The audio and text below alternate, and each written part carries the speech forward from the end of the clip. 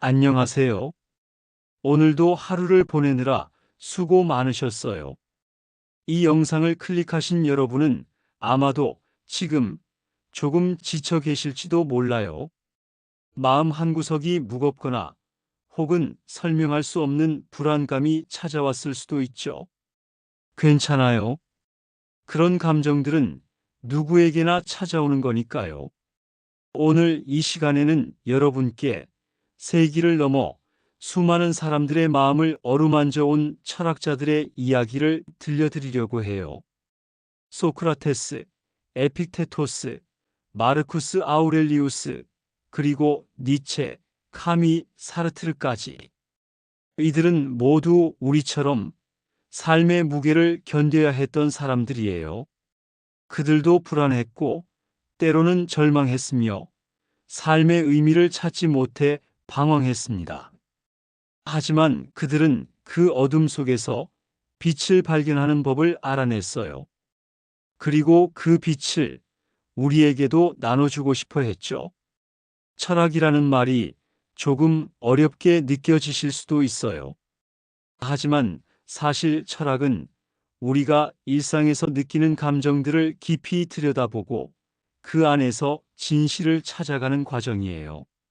나는 왜 이렇게 힘들까? 내 삶은 왜 이렇게 복잡할까? 행복은 어디에 있을까?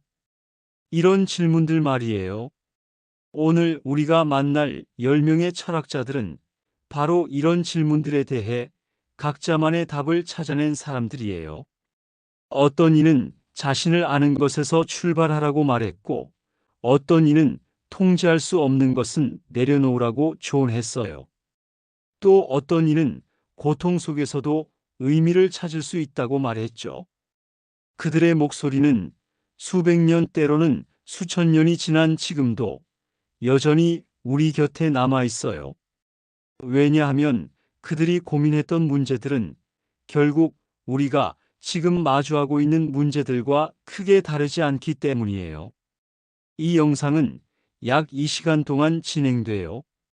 여러분이 편안하게 누워서 들으셔도 좋고 공부하거나 일하실 때 배경으로 틀어놓으셔도 좋습니다. 혹은 잠들기 전 복잡한 생각들을 정리하고 싶을 때 들어주셔도 좋아요. 천천히 깊게 호흡하면서 편안한 자세를 취해주세요. 지금 이 순간만큼은 아무것도 하지 않아도 괜찮아요. 그저 이 목소리에 몸을 맡기고 마음을 내려놓으셔도 돼요. 여러분은 충분히 잘하고 계세요. 오늘 하루도 여기까지 오신 것만으로도 정말 대단한 일이에요. 이제 곧 첫 번째 철학자를 만나러 갈 거예요. 소크라테스가 남긴 가장 유명한 문장 하나를 기억하시나요? 너 자신을 알라. 이 짧은 문장 안에는 우리가 평생 찾아 헤매는 답이 숨어 있어요. 그럼 이제 천천히 함께 시작해 볼까요? 여러분은 혼자가 아니에요. 이 시간 동안 제가 그리고 이 철학자들이 여러분 곁에 있을 거예요. 편안히 마음을 열어주세요. 그럼 시작하겠습니다.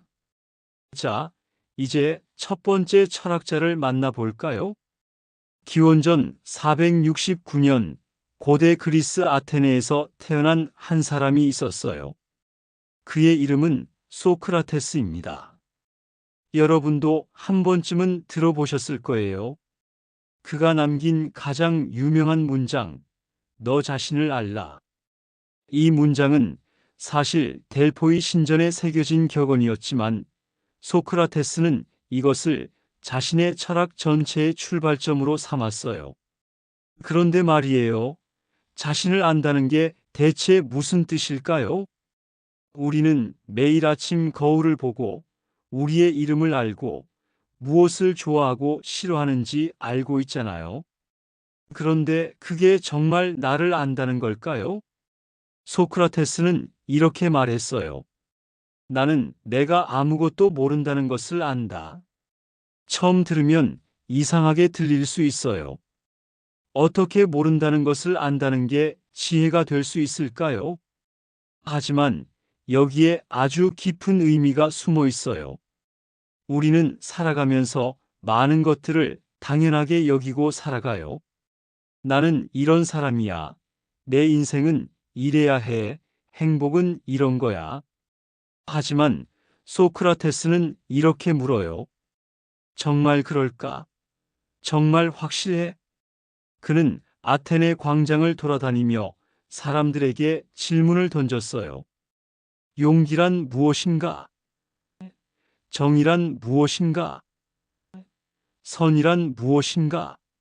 사람들은 처음엔 자신 있게 대답했죠. 하지만 소크라테스의 계속되는 질문 앞에서 자신이 생각했던 것이 사실은 그렇게 확고하지 않다는 걸 깨닫게 됐어요. 이것이 바로 소크라테스의 방법이었어요. 문답법 혹은 삼파술이라고 불리는 방법이죠. 그는 사람들이 스스로 자신의 무지를 깨닫고 진정한 지혜를 향해 나아가도록 도왔어요. 자, 이제 여러분께 질문을 하나 드릴게요. 당신은 당신 자신을 정말로 알고 계신가요? 당신이 화를 낼 때 그 화의 근원이 어디인지 아시나요? 당신이 슬플 때 그 슬픔이 정말 무엇 때문인지 명확히 아시나요? 당신이 행복을 느낄 때 그 행복이 진짜 당신 내면에서 우러나온 것인지 아니면 누군가의 기대나 사회의 기준에 맞춰진 것인지 구분할 수 있으신가요? 소크라테스는 우리에게 말해요. 진정한 삶은 검토되지 않은 삶이 아니라고요. 검토되지 않은 삶은 살 가치가 없다.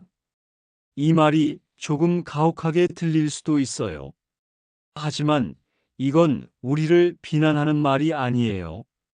오히려 이건 초대예요. 당신의 내면을 들여다보라는, 당신 자신과 진솔한 대화를 나누라는 초대입니다. 우리는 너무나 바쁘게 살아가요. 아침에 일어나 출근하고, 일하고, 사람들을 만나고, 집에 돌아와 잠들죠. 그 과정에서 우리는 끊임없이 외부와 소통해요. 하지만 정작 자신과는 대화하지 않아요. 나는 지금 행복한가? 나는 무엇을 원하는가? 나는 어떤 사람이 되고 싶은가? 이런 질문들 말이에요. 소크라테스는 이런 질문들이야말로 우리가 던져야 할 가장 중요한 질문이라고 말해요. 왜냐하면 이 질문들의 답을 찾아가는 과정에서 우리는 비로소 진정한 자신을 만나게 되니까요. 그리고 자신을 알게 될 때 우리는 비로소 자유로워질 수 있어요. 타인의 시선에서 자유로워지고 사회의 기대에서 자유로워지고 심지어 우리 자신이 만들어낸 두려움에서도 자유로워질 수 있어요. 소크라테스는 평생 가난하게 살았어요. 화려한 옷을 입지도 않았고 권력을 추구하지도 않았어요. 그는 그저 광장에서 사람들과 대화를 나누며 진리를 탐구하는 삶을 살았죠. 그리고 결국 그는 자신의 신념 때문에 사형을 선고받게 돼요. 아테네의 권력자들은 소크라테스가 젊은이들을 타락시킨다며 고발했어요. 하지만 진짜 이유는 그가 사람들로 하여금 생각하게 만들었기 때문이에요. 기존의 권위에 의문을 제기하고 스스로 진리를 찾도록 만들었기 때문이죠. 재판에서 소크라테스는 도망칠 수도 있었어요. 친구들이 탈출을 도와주겠다고 했죠. 하지만 그는 거부했어요. 그는 이렇게 말했어요. 정의롭지 않은 삶을 사느니 차라리 죽는 게 낫다. 그리고 그는 태연하게 독배를 들이켰어요. 이 이야기가 우리에게 주는 메시지는 뭘까요? 그것은 바로 자신의 신념에 따라 사는 것의 중요성이에요. 소크라테스는 자기 자신을 알았어요. 자신이 무엇을 믿는지, 무엇이 옳은지, 어떻게 살아야 하는지를 명확히 알았죠. 그래서 그는 죽음 앞에서도 흔들리지 않을 수 있었어요. 여러분, 우리는 모두 언젠가 중요한 선택의 순간을 맞이하게 될 거예요. 그때 우리를 지탱해 줄 수 있는 건 결국 우리 자신에 대한 이해예요. 나는 누구인가? 나는 무엇을 소중히 여기는가? 나는 어떤 삶을 살고 싶은가? 이 질문들에 대한 답을 찾아가는 과정이 바로 소크라테스가 말하는 자신을 아는 것이에요. 그리고 이건 한 번에 끝나는 일이 아니에요. 평생에 걸쳐 계속되는 여정이죠. 오늘 이 시간 여러분께 제안을 하나 드리고 싶어요. 잠시 시간을 내어 자신에게 물어보세요. 나는 지금 진짜 내가 원하는 삶을 살고 있는가? 나는 다른 사람의 기대가 아닌 내 자신의 목소리를 따르고 있는가? 그리고 만약 그 답이 아니오라면 괜찮아요. 소크라테스도 말했잖아요. 나는 내가 모른다는 것을 안다라고요. 모른다는 걸 인정하는 것. 그것이 바로 지혜의 시작이에요. 지금부터라도 천천히 자신과 대화를 시작해 보세요. 당신 안에 있는 진짜 당신을 만나보세요. 그 여정이 때로는 힘들 수도 있어요. 불편한 진실을 마주할 수도 있고 변화를 요구받을 수도 있어요. 하지만 그 끝에는 진정한 자유가 기다리고 있을 거예요. 소크라테스는 우리에게 이렇게 말하고 있어요. 두려워하지 마세요. 당신 자신을 알아가는 것을. 왜냐하면 그것이야말로 당신이 할 수 있는 가장 용기 있는 일이니까요. 그럼 이제 다음 철학자를 만나러 가볼까요? 이제 두 번째 철학자를 만나러 가볼까요? 시간을 조금 더 앞으로 가볼게요. 기원 후 55년 로마 제국 시대로요. 에픽테토스라는 이름을 들어보셨나요? 그는 노예로 태어났어요. 네, 맞아요. 노예였죠. 어린 시절 그는 주인의 소유물이었어요. 자유도 권리도 없었죠. 심지어 그의 다리는 주인의 학대로 인해 평생 절뚝거려야 했어요. 하지만 놀랍게도 이 노예 출신의 철학자는 역사상 가장 위대한 자유에 대한 이야기를 남긴 사람 중 한 명이 됐어요. 어떻게 그럴 수 있었을까요? 에픽테토스는 스토아 철학의 핵심을 이해했기 때문이에요. 그가 남긴 가장 유명한 가르침은 이거예요. 어떤 것은 우리가 통제할 수 있고 어떤 것은 우리가 통제할 수 없다. 정말 단순한 문장이죠. 하지만 이 속에 엄청난 지혜가 담겨 있어요. 한번 생각해 볼까요? 우리 삶에서 우리가 실제로 통제할 수 있는 건 뭘까요? 날씨를 통제할 수 있나요? 아니요. 다른 사람의 마음을 통제할 수 있나요? 아니요. 과거에 일어난 일을 바꿀 수 있나요? 아니요. 심지어 미래에 일어날 일도 완전히 통제할 수 없어요. 그럼 우리가 통제할 수 있는 건 뭘까요? 에픽테토스는 명확하게 말해요. 우리가 통제할 수 있는 건 오직 하나, 우리 자신의 판단과 선택이라고요. 다시 말해, 우리의 생각, 우리의 반응, 우리의 태도예요. 상황 자체는 통제할 수 없지만 그 상황을 어떻게 받아들이고 어떻게 반응할지는 우리가 선택할 수 있어요. 예를 들어 볼게요. 누군가 여러분에게 심한 말을 했다고 해봐요. 그 사람의 말 자체는 이미 일어난 일이에요. 되돌릴 수 없죠. 하지만 여러분은 선택할 수 있어요. 그 말에 상처받을지 아니면 그저 그 사람의 상태를 반영하는 것으로 받아들일지를요. 또 다른 예를 들어볼까요? 비가 와서 중요한 약속에 늦었어요. 비는 통제할 수 없고 이미 늦은 것도 바꿀 수 없어요. 하지만 여러분은 선택할 수 있어요. 화를 내며 하루를 망칠지 아니면 침착하게 상황을 설명하고 최선을 다할지를요. 에픽테토스는 우리에게 이렇게 말해요. 사람들을 괴롭히는 것은 사건 그 자체가 아니라 그 사건에 대한 그들의 견해다. 이 말이 처음엔 이해하기 어려울 수 있어요. 아니, 힘든 일이 생겼는데 어떻게 견해를 바꿔? 라고 생각할 수 있죠. 하지만 잠깐만 생각해 보세요. 똑같은 상황도 사람마다 다르게 받아들여요.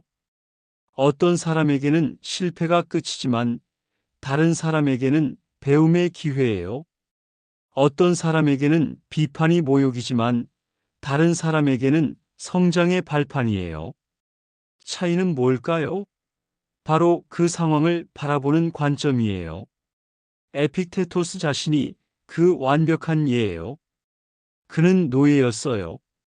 신체적 자유도 없었고 몸까지 다쳤죠. 하지만 그는 이렇게 생각했어요.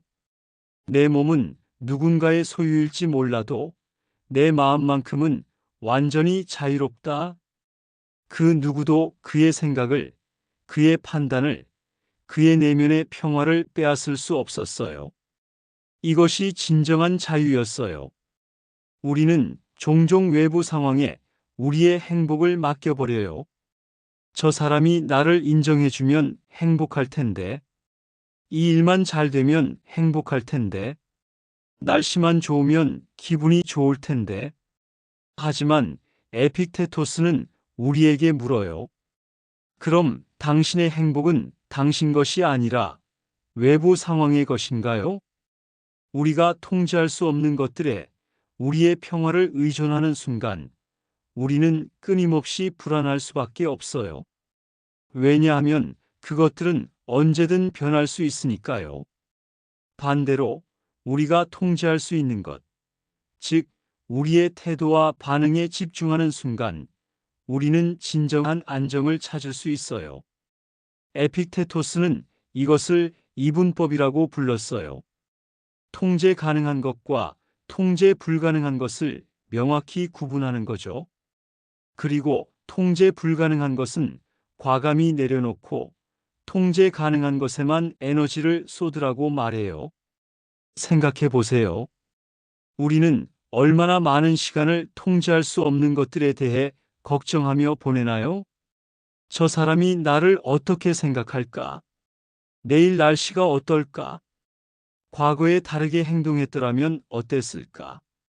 이 모든 걱정들은 사실 아무런 의미가 없어요. 왜냐하면 우리가 바꿀 수 없는 것들이니까요. 그 에너지를 어디에 쓸 수 있을까요? 지금 이 순간 내가 할 수 있는 최선의 행동을 하는데 쓸 수 있어요. 나의 태도를 조정하는데 쓸 수 있어요. 나의 마음을 평화롭게 유지하는데 쓸 수 있어요. 에픽테토스는 이렇게 말했어요. 나를 화나게 하는 것은 일어난 일이 아니라 그것에 대한 나의 견해다. 따라서 나는 내 견해를 바꿀 수 있다. 이건 우리에게 엄청난 힘을 줘요. 우리는 더 이상 환경의 희생자가 아니에요.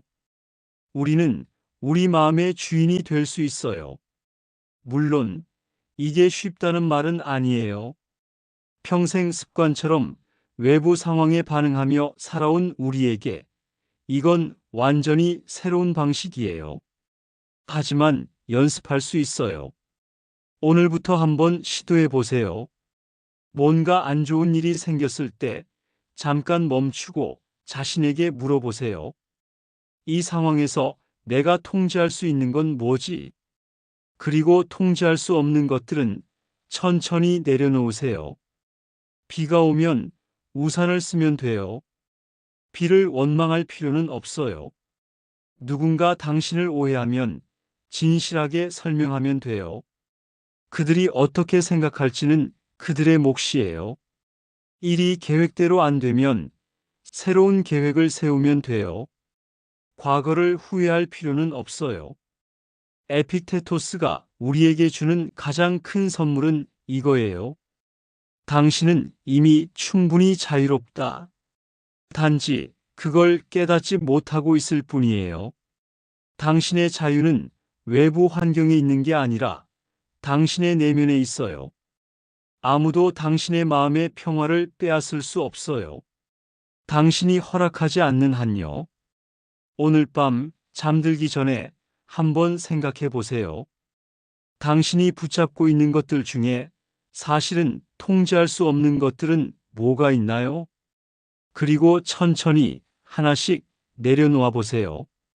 그 무게를 내려놓는 순간 당신은 훨씬 가벼워질 거예요. 에픽테토스는 노예였지만 그 누구보다 자유로운 사람이었어요.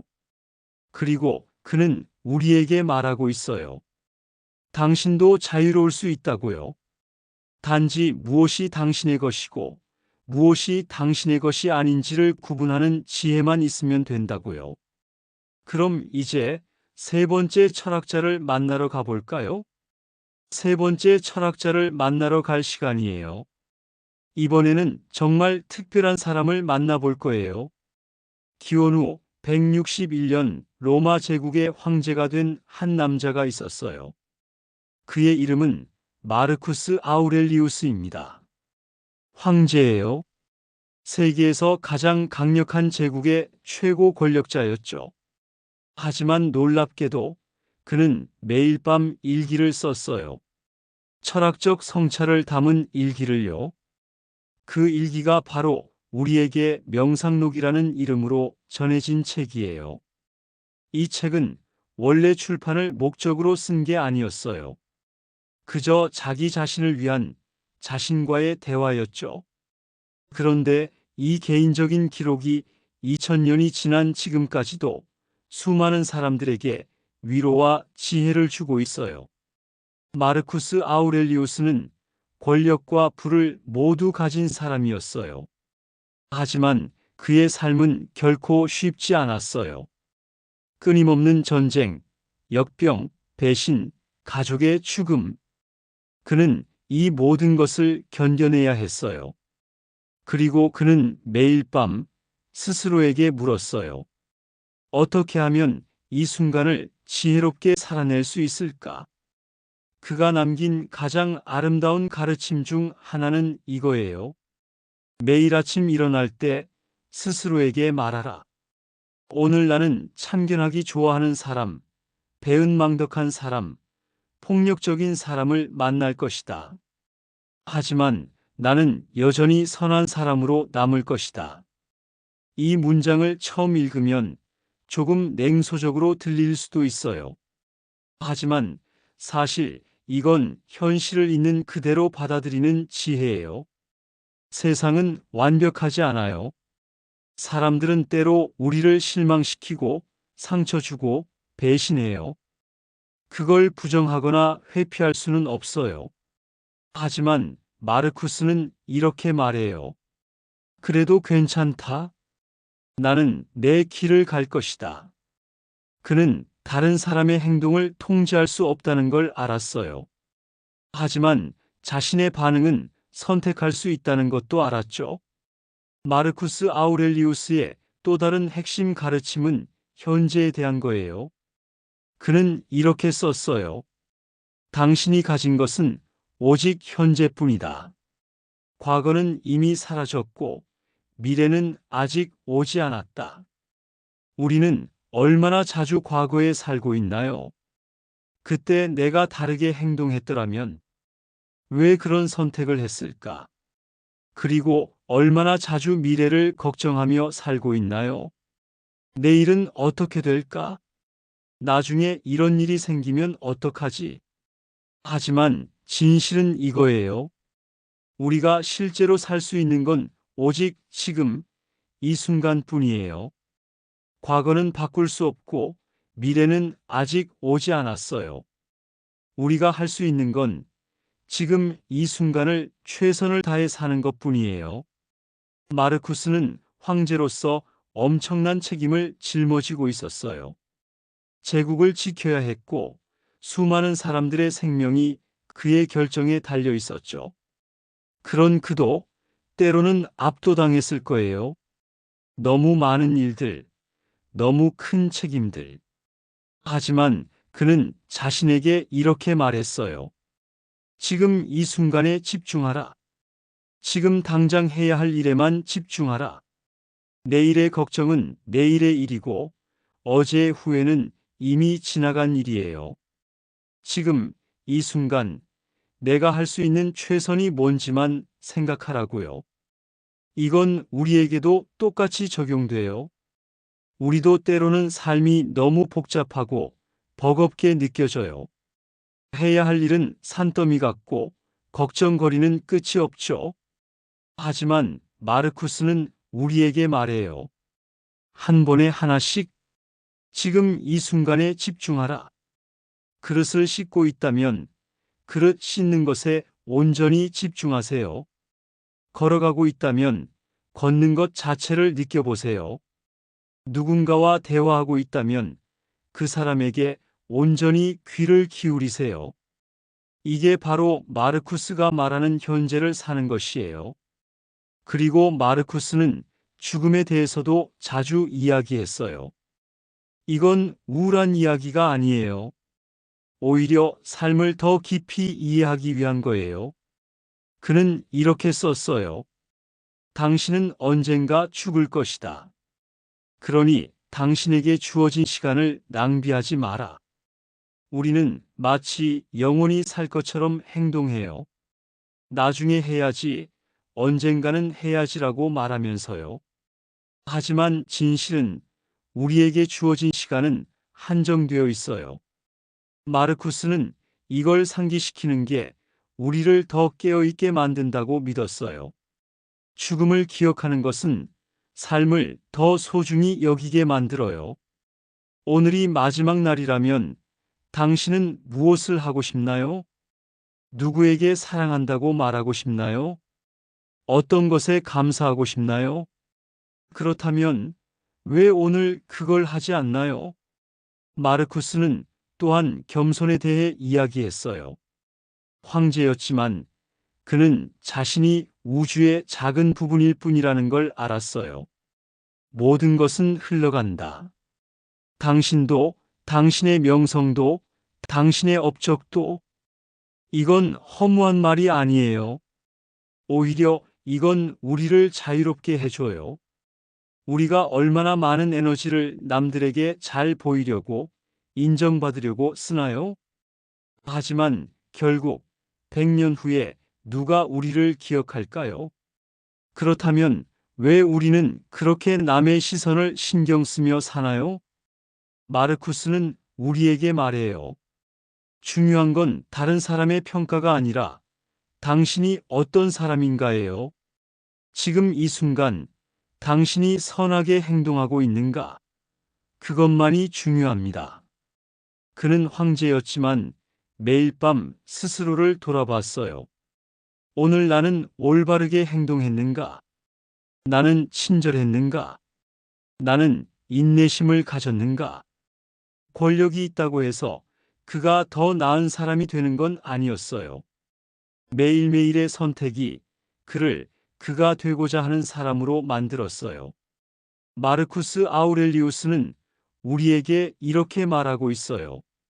삶은 짧다. 그러니 지금 이 순간을 살아라. 완벽을 추구하지 마라.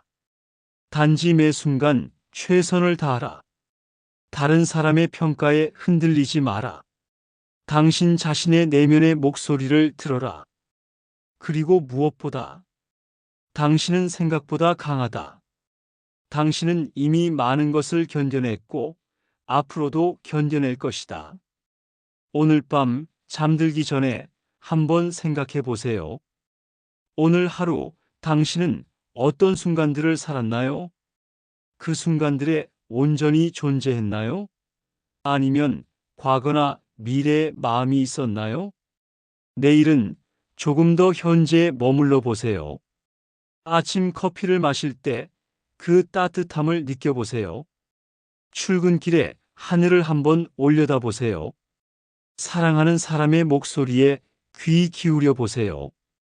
이 작은 순간들이 모여서 우리의 삶이 되는 거예요. 마르쿠스 아우렐리우스는 로마 제국의 황제였지만 그도 우리와 똑같은 고민을 했어요. 그리고 그는 답을 찾았어요. 지금 이 순간을 살아라. 그게 전부예요.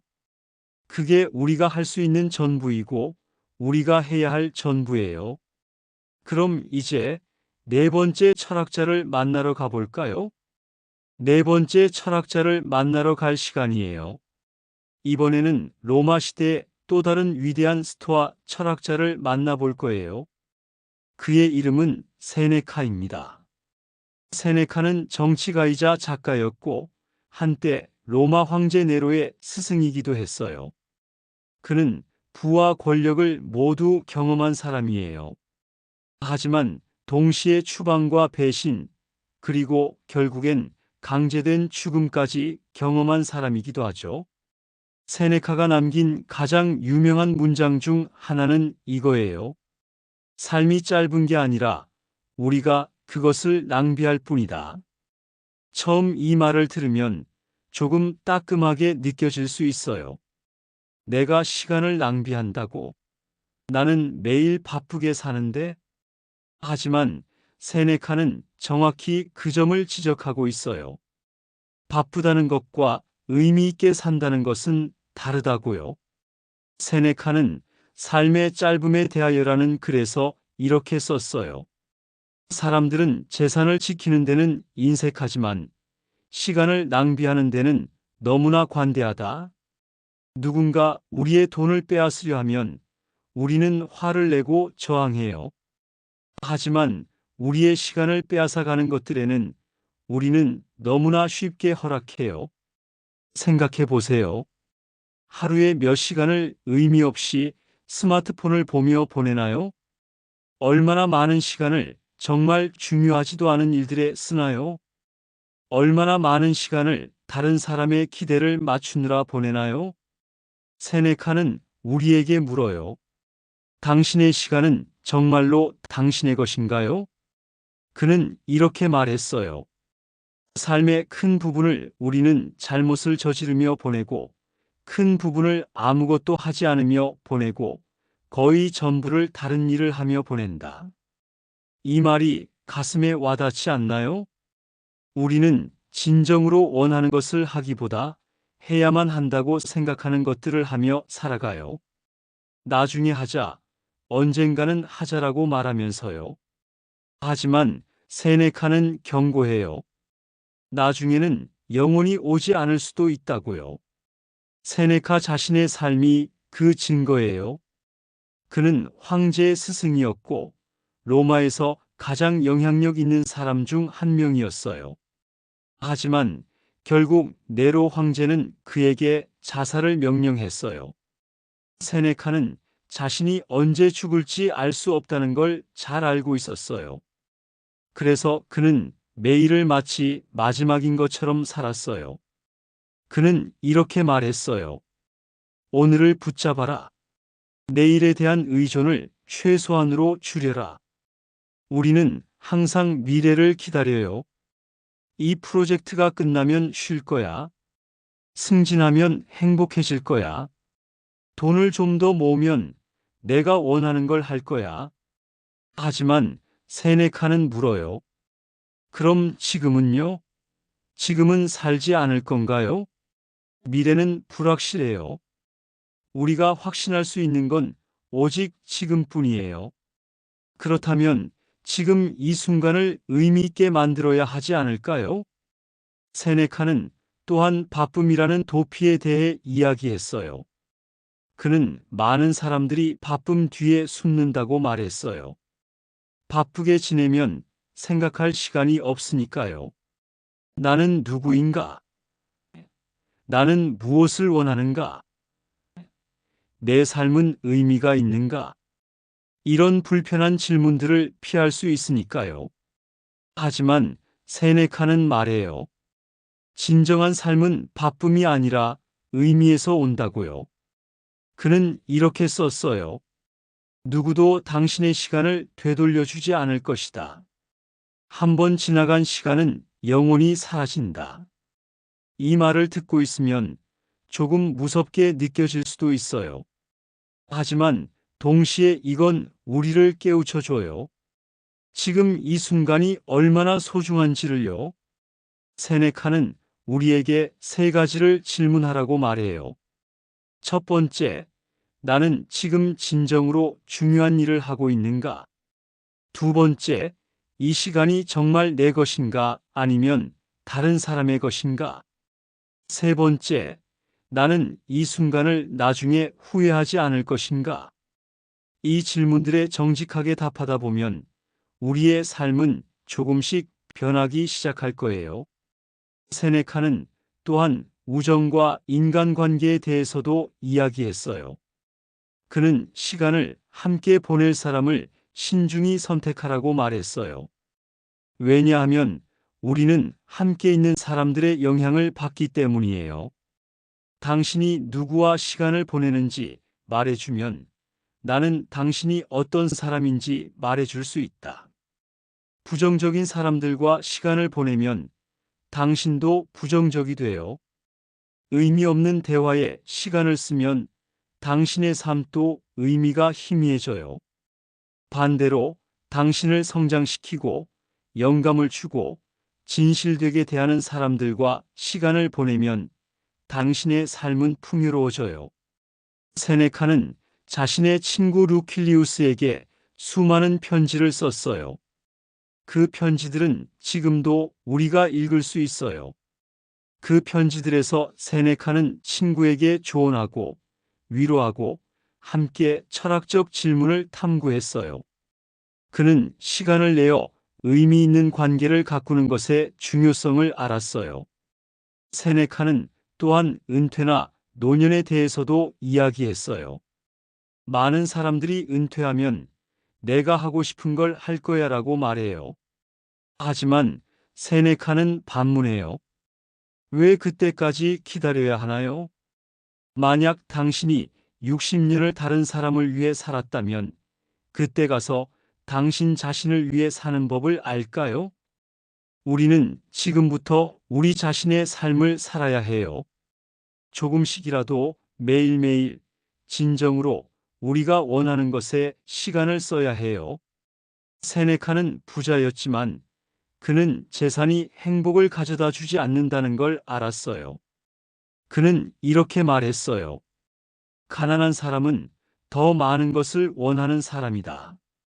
부자는 충분함을 아는 사람이다. 우리는 항상 더 많은 것을 추구해요. 더 많은 돈, 더 큰 집, 더 좋은 차. 하지만 그것들을 얻는다고 해서 우리는 만족할까요? 아마도 잠시뿐일 거예요. 그리고 곧 다시 더 많은 것을 원하게 될 거예요. 세네카는 우리에게 말해요. 충분함을 아는 것, 감사할 줄 아는 것이 진정한 부라고요. 지금 이 순간 당신이 가진 것에 감사할 수 있다면 당신은 이미 부자예요. 세네카의 삶의 마지막은 비극적이었어요. 네로 황제는 그에게 자살을 명령했고 세네카는 침착하게 그 명령을 받아들였어요. 그는 친구들에게 작별을 고하고 자신의 철학대로 존엄하게 죽음을 맞이했어요. 그의 마지막 순간까지도 그는 자신이 평생 가르쳤던 대로 살았어요. 죽음을 두려워하지 않고 매 순간을 의미 있게 살았던 사람처럼요. 세네카가 우리에게 남긴 가장 큰 교훈은 이거예요. 시간은 돈보다 귀중하다. 시간은 생명 그 자체다. 오늘 이 순간 당신은 어떻게 시간을 쓰고 있나요? 정말로 중요한 것에 쓰고 있나요? 아니면 그저 시간이 흘러가도록 내버려 두고 있나요? 오늘 밤 잠들기 전에 한번 생각해 보세요. 내일 하루 24시간을 당신은 어떻게 쓰고 싶나요? 그리고 그중 단 1시간이라도 진정으로 당신이 원하는 것에 써보세요. 책을 읽거나 산책을 하거나 사랑하는 사람과 진심 어린 대화를 나누거나 작은 것부터 시작하세요. 하지만 시작은 하세요. 세네카는 우리에게 말하고 있어요. 삶은 충분히 길다. 단지 우리가 그것을 어떻게 쓰느냐의 문제일 뿐이다. 당신의 시간은 당신의 것이에요. 그 누구도 대신 살아줄 수 없어요. 그러니 지금 이 순간부터 당신의 시간을 되찾으세요. 의미 있게 살아보세요. 그럼 이제 5번째 철학자를 만나러 가볼까요? 5번째 철학자를 만나러 갈 시간이에요. 이번에는 시간을 훌쩍 뛰어넘어 19세기 독일로 가볼게요. 아르투어 쇼펜하우어. 이름을 들어보셨나요? 그는 역사상 가장 비관적인 철학자로 알려져 있어요. 비관적이라고? 그럼 우울한 이야기만 하는 거 아니야? 라고 생각하실 수도 있어요. 하지만 잠깐만요. 쇼펜하우어의 비관주의는 우리가 생각하는 것과 조금 달라요. 그는 현실을 있는 그대로 보려고 했던 사람이에요. 장밋빛 환상 없이요. 그리고 그 현실 직시 속에서 오히려 진정한 위로를 발견했어요. 쇼펜하우어는 이렇게 말했어요. 삶은 본질적으로 고통이다. 처음 들으면 정말 우울하게 들리죠. 하지만 그가 말하고자 한 건 사실 우리 모두가 이미 느끼고 있는 진실이에요. 우리는 끊임없이 무언가를 원해요. 배가 고프면 먹고 싶고, 외로우면 사랑받고 싶고, 가난하면 부자가 되고 싶어요. 그리고 그 욕망을 채우면 행복할까요? 잠깐은 그래요. 하지만 곧 새로운 욕망이 생겨요. 끝이 없어요. 쇼펜하우어는 이것을 의지라고 불렀어요. 끊임없이 무언가를 원하고 추구하고 갈망하는 힘. 그것이 우리의 본질이라고요. 그리고 욕망이 채워지지 않으면 우리는 고통스러워요. 욕망이 채워지면 곧 권태로워져요. 생각해 보세요. 오랫동안 원했던 걸 드디어 얻었을 때를 기억하나요? 처음엔 기뻤지만 얼마 지나지 않아 그게 당연해지고 다시 새로운 걸 원하게 되지 않았나요? 승진을 원하다가 승진하면 더 높은 자리를 원하고, 돈을 벌고 싶다가 돈을 벌면 더 많은 돈을 원하고, 관계를 원하다가 관계가 생기면 더 완벽한 관계를 원하고, 쇼펜하우어는 이것이 인간 존재의 비극이라고 말했어요. 우리는 영원히 만족할 수 없는 존재라고요. 그럼 희망이 없다는 건가요? 아니에요. 쇼펜하우어는 절망을 설교한 게 아니라 해방을 제시했어요. 그는 이렇게 말했어요. 고통이 삶의 본질임을 이해하는 순간 우리는 불필요한 기대를 내려놓을 수 있다. 우리가 고통스러운 이유 중 하나는 삶이 행복해야 한다고, 쉬어야 한다고, 공평해야 한다고 기대하기 때문이에요. 하지만 삶은 원래 어려워요. 원래 불공평해요. 원래 고통스러워요. 이걸 받아들이는 순간 역설적이게도 우리는 조금 더 평화로워질 수 있어요. 왜 나만 힘들지? 라는 질문 대신 이것이 삶이구나라고 받아들일 수 있게 돼요. 쇼펜하우어는 고통에서 벗어나는 몇 가지 방법을 제시했어요. 첫 번째는 욕망을 줄이는 거예요. 더 많이 원할수록 더 많이 고통스러워요. 반대로 원하는 것을 줄일수록 만족하기 쉬워져요. 이건 체념하라는 게 아니에요. 진정으로 중요한 것에 집중하라는 거예요. 우리는 사회가, 광고가, 다른 사람들이 원하라고 하는 것들을 너무 많이 원하며 살아가요. 하지만 정말로 내가 원하는 건 뭘까요? 그걸 구분하는 것만으로도 우리의 욕망은 훨씬 줄어들어요. 두 번째는 예술과 철학이에요. 쇼펜하우어는 예술을 경험할 때 우리는 잠시 욕망에서 벗어날 수 있다고 말했어요. 아름다운 음악을 들을 때, 멋진 그림을 볼 때, 좋은 책을 읽을 때 그 순간만큼은 우리는 무언가를 원하지 않아요. 그저 그 경험 자체에 빠져들죠. 그 순간 우리는 자유로워요. 쇼펜하우어 자신도 음악을 무척 사랑했어요. 그는 음악이야말로 가장 순수한 예술 형태라고 생각했어요.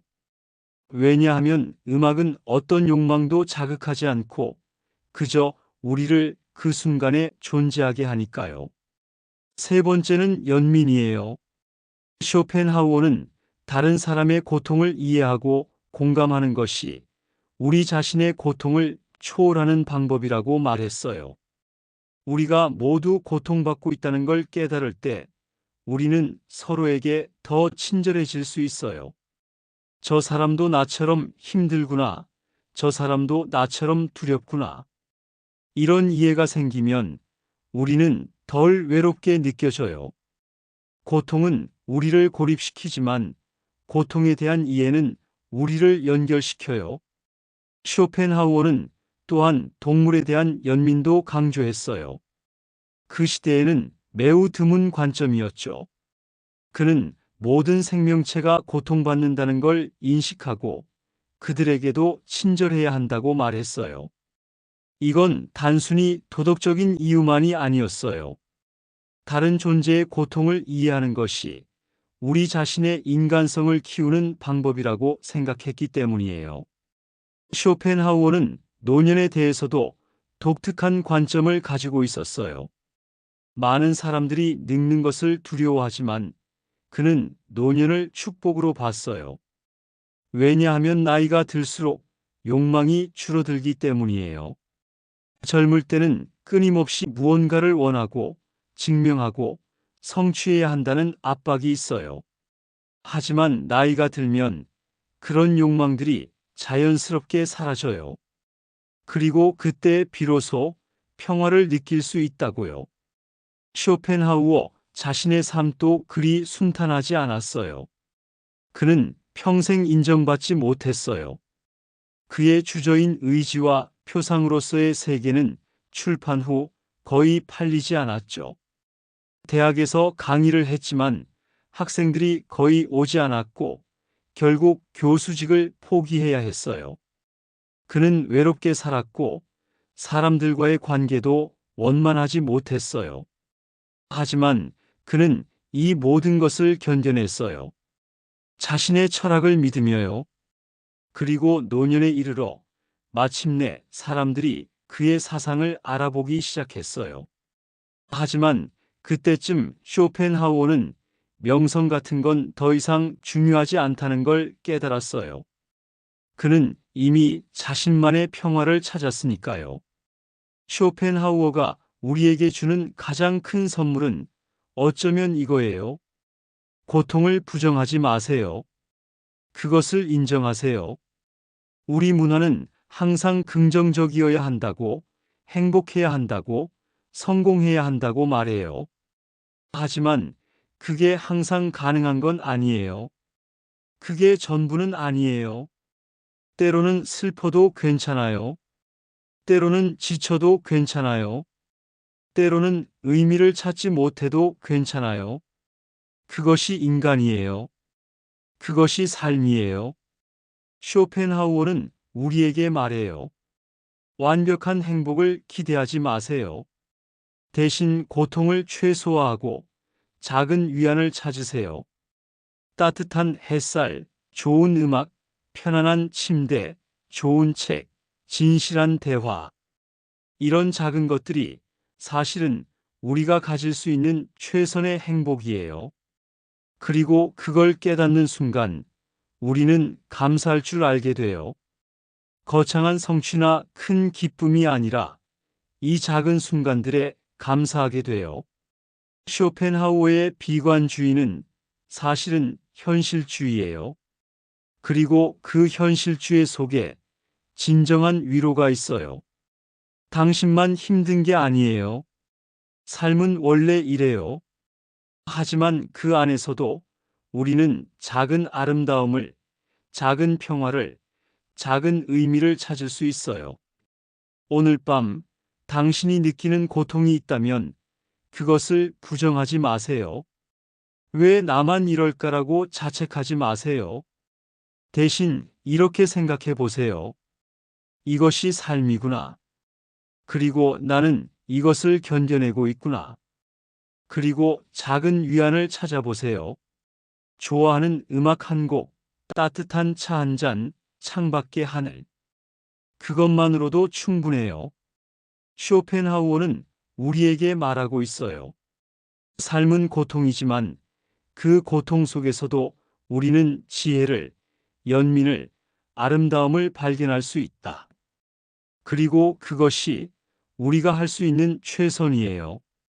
그럼 이제 6번째 철학자를 만나러 가볼까요? 6번째 철학자를 만나러 갈 시간이에요. 이번에는 19세기 덴마크 코펜하겐으로 가볼게요. 쇠렌 키르케고르. 실존주의 철학의 아버지라고 불리는 사람이에요. 키르케고르는 짧은 생애 동안 엄청난 양의 글을 남겼어요. 그리고 그 글들의 중심에는 하나의 질문이 있었어요. 나는 어떻게 진정한 나 자신으로 살 수 있을까? 키르케고르가 살았던 시대, 사람들은 대부분 사회가 정해놓은 틀 안에서 살았어요. 교회가 말하는 대로, 사회가 기대하는 대로, 가족이 원하는 대로. 하지만 키르케고르는 물었어요. 그렇게 사는 게 진정한 삶일까? 그는 이런 삶을 대중의 삶이라고 불렀어요. 자기 자신이 아닌 다른 사람들이 되어버린 삶이라고요. 키르케고르는 이렇게 말했어요. 가장 흔한 절망은 자기 자신이 아닌 다른 누군가가 되려는 절망이다. 더 깊은 절망은 자기 자신이 되기를 원하지 않는 절망이다. 생각해 보세요.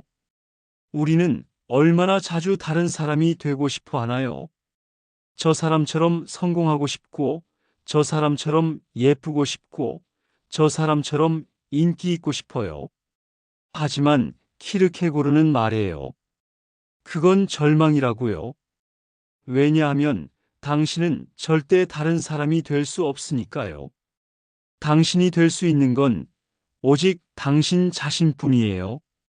그런데 더 무서운 절망이 있어요. 바로 자기 자신이 되는 것을 두려워하는 거예요. 진짜 나는 어떤 사람일까? 사람들이 진짜 나를 알면 어떻게 생각할까? 이런 두려움 때문에 우리는 가면을 쓰고 살아가요. 키르케고르는 이 두려움을 불안이라고 불렀어요. 그리고 놀랍게도 그는 불안을 긍정적인 것으로 봤어요.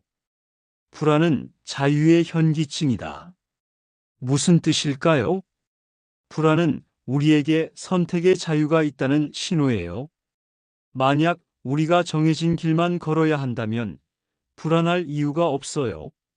하지만 우리는 선택할 수 있어요. 이쪽으로 갈 수도 저쪽으로 갈 수도 있어요. 그 가능성, 그 자유가 우리를 불안하게 만들어요. 생각해 보세요. 중요한 결정을 앞두고 있을 때 우리는 불안해요. 이 직장을 그만둘까 말까? 이 사람과 결혼할까 말까? 새로운 도전을 할까? 안전한 길을 갈까? 이 불안은 어디서 오는 걸까요? 바로 우리가 자유롭기 때문이에요. 선택할 수 있기 때문이에요. 키르케고르는 말해요. 이 불안을 피하려고 하지 말라고요. 오히려 그것을 받아들이라고요. 왜냐하면 불안은 우리가 의미 있는 삶을 향해 나아가고 있다는 증거니까요. 키르케고르는 삶을 3단계로 나눴어요. 첫 번째는 심미적 단계예요. 이 단계에서는 쾌락과 즐거움을 추구해요. 재미있는 것, 아름다운 것, 새로운 것. 하지만 이것만으로는 만족할 수 없어요. 곧 권태가 찾아와요. 두 번째는 윤리적 단계예요. 이 단계에서는 의무와 책임을 중요시해요. 옳은 일을 하고 사회의 기대에 부응하려 해요. 하지만 이것도 충분하지 않아요. 규칙을 따르는 것만으로는 진정한 자아를 찾을 수 없어요. 세 번째는 종교적 단계예요. 키르케고르는 기독교 철학자였지만 그가 말하는 종교적 단계는 단순히 교회에 가는 것을 의미하지 않아요. 이것은 신앙의 도약, 즉 이성을 넘어서는 선택을 하는 단계예요. 불확실함에도 불구하고 의미를 선택하는 거예요. 증명할 수 없지만 믿기로 선택하는 거예요. 이것이 진정한 자아가 되는 길이라고 키르케고르는 말했어요. 키르케고르 자신의 삶도 불안으로 가득했어요. 그는 사랑하는 여인 레기네 올센과 약혼했지만 결혼을 앞두고 파혼했어요. 왜였을까요? 그는 자신이 결혼 생활에 적합하지 않다고 생각했어요. 자신의 우울증과 철학적 사명이 그녀를 불행하게 만들 거라고 믿었죠. 이 결정은 그를 평생 괴롭혔어요. 하지만 동시에 이 경험이 그의 철학을 더 깊게 만들었어요. 그는 직접 불안과 절망을, 선택의 고통을 경험했으니까요. 키르케고르는 군중을 경계했어요. 그는 이렇게 말했어요. 군중은 비진리다. 무슨 뜻일까요? 우리가 집단에 속하면 우리는 개인으로서의 책임을 잃어버려요. 다들 그렇게 하니까, 모두가 그렇게 말하니까, 이런 논리로 우리는 자신의 판단을 포기해요. 하지만 진리는 개인에게서만 발견될 수 있어요. 당신 자신의 진실, 당신 자신의 선택, 당신 자신의 신념. 군중 속에서는 이것을 찾을 수 없어요. 키르케고르는 또한 현대의 문제를 예리하게 지적했어요. 그가 살았던 19세기도 이미 정보의 시대였어요. 신문, 잡지, 책들이 넘쳐났죠. 키르케고르는 말했어요. 사람들은 모든 것에 대해 알지만 자기 자신에 대해서는 모른다고요. 세상의 모든 뉴스를 알고 모든 이론을 알지만 정작 나는 누구인가에 대해서는 생각하지 않는다고요. 이건 지금도 마찬가지예요. 아니, 지금은 더 심하죠. 우리는 하루 종일 스마트폰으로 정보를 소비해요. 다른 사람들의 삶을 보고 뉴스를 읽고 영상을 봐요. 하지만 정작 자신과 마주할 시간은 없어요. 키르케고르는 우리에게 말해요. 조용히 혼자 있는 시간을 가지세요. 자신과 대화하세요. 외부의 소음을 차단하고 자신의 내면을 들여다보세요. 처음엔 불편할 거예요. 어쩌면 두려울 수도 있어요. 하지만 그 과정을 통해서만 우리는 진정한 자신을 만날 수 있어요. 키르케고르는 절망은 죽음에 이르는 병이라는 책을 썼어요. 여기서 그는 절망의 여러 형태를 분석했어요. 자기 자신이 되지 못하는 절망, 자기 자신이 되기를 원하지 않는 절망, 자기 자신을 모르는 절망. 하지만 그는 희망도 함께 제시했어요. 절망을 인식하는 것 자체가 치유의 시작이라고요.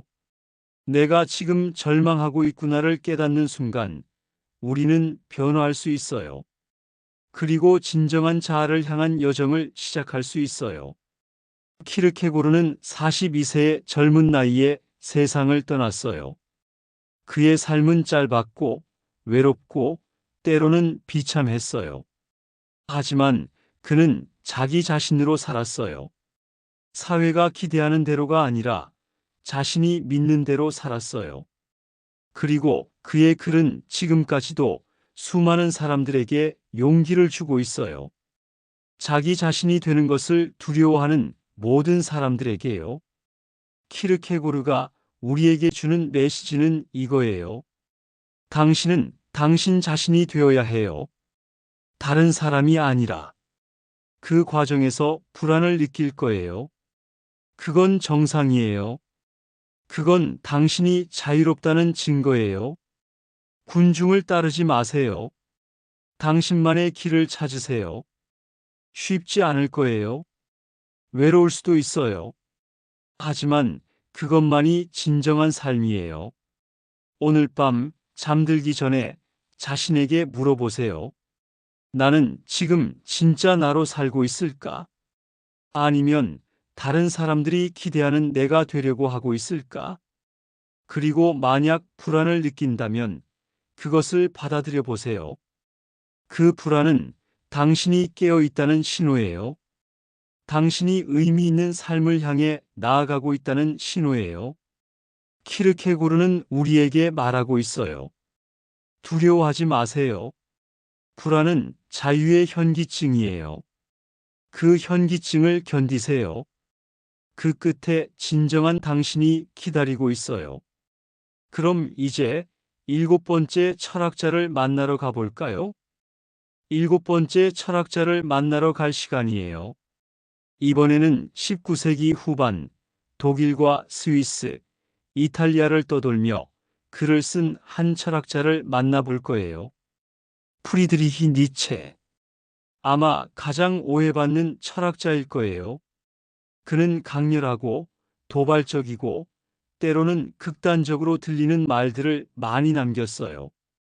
하지만 그의 말 뒤에 숨은 진짜 의미를 이해하면 그는 우리에게 엄청난 용기를 주는 사람이에요. 니체의 가장 유명한 문장 중 하나는 이거예요. 나를 죽이지 못하는 것은 나를 더 강하게 만든다. 이 문장 한 번쯤은 들어보셨을 거예요. 하지만 이게 정확히 무슨 뜻일까요? 니체는 고통을, 실패를, 좌절을 피해야 할 것으로 보지 않았어요. 오히려 그것들이 우리를 성장시키는 재료라고 봤어요. 상처받지 않고 넘어지지 않고 실패하지 않으면서 강해질 수는 없어요. 근육도 마찬가지예요. 찢어지고 회복되면서 더 강해지죠. 우리의 정신도, 우리의 성격도 똑같아요. 니체 자신의 삶이 그 증거예요. 그는 평생 심한 두통과 위장병에 시달렸어요. 시력도 점점 나빠졌죠. 친구들과도 사이가 멀어졌고 사랑하는 여인에게는 거절당했어요. 그의 책들은 거의 팔리지 않았고 학계에서는 인정받지 못했어요. 그리고 44세에 정신적 붕괴를 겪고 남은 11년을 어머니와 여동생의 보살핌 속에서 보냈어요. 겉으로 보면 비극적인 삶이에요. 하지만 니체는 그 모든 고통 속에서도 삶을 긍정했어요. 그는 운명의, 즉 아모르 파티에모 FATI를 말했어요. 당신의 운명을 사랑하라. 좋은 것만이 아니라 나쁜 것도 고통스러운 것도 모든 것을 사랑하라는 거예요. 왜냐하면 그 모든 것이 바로 당신을 당신이게 만들었으니까요. 생각해 보세요. 당신이 지금까지 겪은 고통들, 실패들, 상처들. 그것들이 없었다면 지금의 당신이 있을까요? 그 경험들이 당신에게 가르쳐 준 것들, 당신을 성장시킨 것들. 니체는 말해요. 그것들을 후회하거나 원망하지 말라고요. 오히려 감사하라고요. 그것들이 당신을 더 깊은 사람으로 만들었으니까요. 니체는 또한 신은 죽었다라는 유명한 선언을 했어요. 이 말은 종종 오해받아요. 니체가 무신론자였던 건 맞지만 이 말의 진짜 의미는 다른 데 있어요. 니체가 말하고자 한 건 전통적인 가치 체계가 더 이상 작동하지 않는다는 거예요. 예전에는 종교가, 전통이, 사회가 우리에게 말해줬어요. 이렇게 살면 돼. 이게 옳은 거야. 이게 의미 있는 거야. 하지만 현대에 와서 사람들은 이것들을 더 이상 무조건적으로 믿지 않게 됐어요. 그렇다면 어떻게 해야 할까요? 니체는 말해요. 이제 우리 스스로 의미를 만들어야 한다고요. 누군가 정해준 의미가 아니라 우리 자신의 의미를요. 이것이 바로 초인의 개념이에요. 초인은 슈퍼맨 같은 게 아니에요. 초인은 자기 자신의 가치를 창조하는 사람이에요. 남들이 옳다고 하는 것을 따르는 게 아니라 스스로 생각하고 판단하는 사람이에요. 자신만의 기준으로 살아가는 사람이에요. 쉽지 않아요. 왜냐하면 우리는 항상 다른 사람들의 인정을 원하니까요. 이렇게 해도 괜찮을까? 사람들이 뭐라고 할까? 하지만 니체는 말해요. 진정으로 살고 싶다면 이런 것들에서 자유로워져야 한다고요. 니체는 무리 도덕을 비판했어요. 대부분의 사람들은 그저 무리를 따라가요. 다들 이렇게 사니까 나도 이렇게 살아야지. 하지만 그건 진짜 삶이 아니에요. 진짜 삶은 위험을 감수하고 자신만의 길을 개척하는 거예요. 니체는 이렇게 말했어요. 높은 곳으로 올라가려면 자신의 다리를 사용해야 한다. 남의 다리나 날개에 의지해서는 안 된다. 이건 외로운 길이에요. 사실이에요. 니체 자신도 엄청나게 외로웠어요. 그는 산속에서 작은 방에서 혼자 글을 썼어요. 이해받지 못했고 인정받지 못했어요. 하지만 그는 자신의 길을 갔어요. 그리고 그 외로움 속에서 역사상 가장 영향력 있는 철학을 만들어냈어요. 니체는 영혼회귀라는 개념도 제시했어요. 만약 당신의 삶이 영원히 똑같이 반복된다면 어떨까요? 똑같은 기쁨, 똑같은 고통, 똑같은 선택이 무한히 반복된다면요. 당신은 그 삶을 다시 살고 싶나요? 이 질문은 우리에게 정말 중요한 것이 무엇인지 생각하게 만들어요. 후회 없이 살고 있는지, 진정으로 원하는 삶을 살고 있는지를요. 만약 같은 삶을 다시 살고 싶지 않다면 뭔가를 바꿔야 한다는 신호예요. 니체는 또한 권력의 의지에 대해 말했어요. 이것도 오해받는 개념이에요. 정치적 권력을 말하는 게 아니에요. 니체가 말하는 권력은 자신의 잠재력을 실현하는 힘이에요. 성장하려는 욕구, 자신을 극복하려는 욕구, 더 나은 사람이 되려는 욕구예요. 우리 안에는 이런 힘이 있어요. 하지만 많은 경우 두려움이나 안주 때문에 그 힘을 억누르고 살아요. 니체는 말해요. 그 힘을 풀어주라고요. 당신의 잠재력을 실현하라고요. 안전지대를 벗어나라고요. 니체는 춤에 대해서도 자주 이야기했어요. 그는 삶을 무겁고 진지하게만 대하는 것을 싫어했어요. 물론 삶은 때로 고통스럽고 비극적이에요. 하지만 그렇다고 해서 우리가 삶을 즐기지 말아야 할 이유는 없어요. 춤출 수 없는 신은 나의 신이 아니다. 이 문장은 니체의 철학을 잘 보여줘요. 가벼움, 유희, 웃음. 이것들도 삶의 중요한 부분이에요. 고통을 견디면서도 춤출 수 있어야 해요. 비극 속에서도 기쁨을 찾을 수 있어야 해요. 이게 바로 니체가 말하는 삶의 긍정이에요. 니체는 젊은 시절 천재로 인정받았어요. 24세에 대학 교수가 됐죠. 그 당시로서는 이례적인 일이었어요. 하지만 건강이 악화되면서 교수직을 그만두고 떠돌이 작가가 됐어요. 그는 유럽의 여러 도시를 전전하며 작은 숙소에서 글을 썼어요. 돈도 거의 없었고 친구도 거의 없었어요. 하지만 그는 멈추지 않았어요. 그는 자신의 철학을, 자신의 진리를 써내려갔어요. 그리고 정신적으로 붕괴되기 직전까지 그는 믿을 수 없을 만큼 생산적이었어요. 차라투스트라는 이렇게 말했다.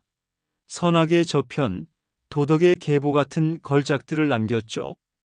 니체가 정신적 붕괴를 겪은 후 그의 여동생이 그의 글들을 관리했어요. 안타깝게도 그녀는 니체의 사상을 왜곡해서 나치즘에 이용되게 했어요. 하지만 진짜 니체는 그런 사상과는 거리가 멀었어요.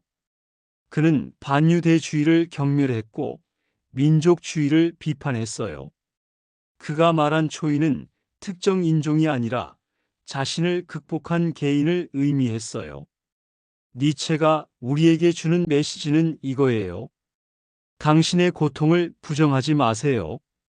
그것을 연료로 삼으세요. 남들이 정해준 길을 따르지 마세요. 당신만의 길을 만드세요. 안전하게만 살지 마세요. 위험을 감수하세요. 무거운 것만 짊어지지 마세요. 춤추는 법도 배우세요. 그리고 무엇보다 당신의 삶을 사랑하세요. 좋은 것도 나쁜 것도 모든 것을. 오늘 밤 당신이 극복하지 못할 것 같은 어려움에 직면해 있다면 니체의 말을 기억해 보세요. 나를 죽이지 못하는 것은 나를 더 강하게 만든다. 지금의 고통이 미래의 당신을 만들고 있어요. 지금의 실패가 미래의 성공을 위한 발판이 되어 지금의 상처가 미래의 지혜가 되어 그러니 포기하지 마세요. 당신은 생각보다 훨씬 강해요. 그리고 이 모든 것이 끝났을 때 당신은 돌아보며 말할 수 있을 거예요. 그래, 나는 그것을 견뎌냈어. 그리고 더 나은 사람이 됐어. 니체는 우리에게 말하고 있어요. 삶은 투쟁이에요. 하지만 그 투쟁이 당신을 만들어요. 그러니 투쟁을 사랑하세요. 그것이 바로 당신의 삶이니까요. 그럼 이제 8번째 철학자를 만나러 가볼까요? 8번째 철학자를 만나러 갈 시간이에요. 이번에는 20세기 프랑스로 가볼게요. 알베르 카미, 작가이자 철학자, 그리고 노벨 문학상 수상자예요. 카미는 알제리에서 태어나 가난하게 자랐어요. 아버지는 그가 1살 때 전쟁에서 죽었고 어머니는 그를 읽지 못했죠. 하지만 그는 공부를 통해 철학자이자 작가가 됐어요. 그리고 인간 존재의 가장 근본적인 질문을 던졌어요. 삶의 의미가 없다면 왜 우리는 살아야 할까? 카미는 이것을 부조리라고 불렀어요.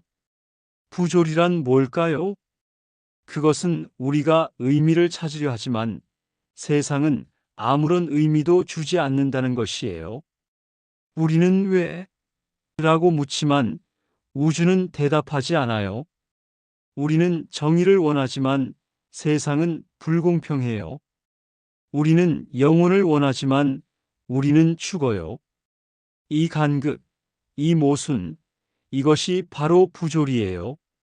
카미는 이 부조리를 시지푸스의 신화로 설명했어요. 시지푸스는 그리스 신화에 나오는 인물이에요. 그는 신들을 속인 벌로 영혼이 바위를 산꼭대기로 밀어 올려야 했어요. 하지만 바위는 정상에 도달하면 다시 아래로 굴러떨어져요. 그리고 시지푸스는 다시 내려가서 다시 바위를 밀어 올려요. 영원히 끝없이. 이것만큼 무의미한 일이 있을까요? 하지만 카미는 놀라운 말을 해요. 우리는 시지푸스가 행복하다고 상상해야 한다. 어떻게 그럴 수 있을까요? 카미는 말해요. 시지푸스가 자신의 운명을 받아들이고 그 순간 그는 자유로워진다고요. 바위를 밀어 올리는 것이 무의미하다는 걸 알지만 그는 그것을 자신의 것으로 만들어요. 신들이 준 벌이 아니라 자신이 선택한 행동으로요. 그리고 산을 내려올 때 그는 생각할 수 있어요.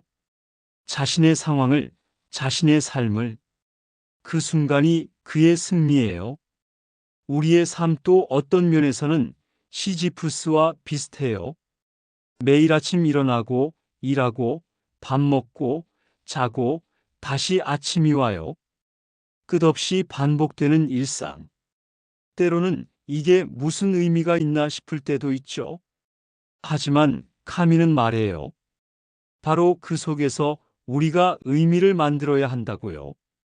외부에서 주어지는 의미를 기다리지 말고 우리 스스로 만들어야 한다고요.